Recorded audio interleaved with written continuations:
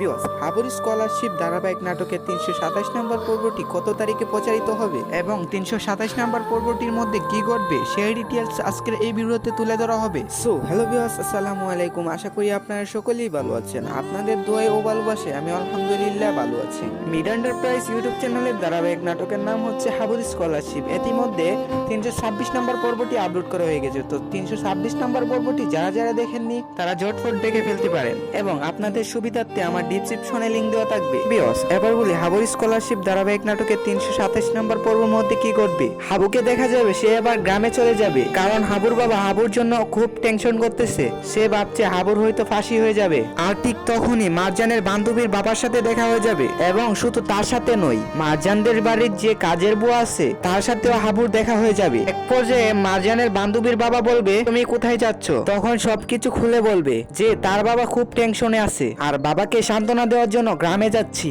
আর গ্রাম থেকে খুব তাড়াতাড়ি শহরে ফিরে আসবো। তারা দুইজন যে কথা বলছে তখন টিকটকার কাজের বুয়া ভিডিও করে রেখে দিবে।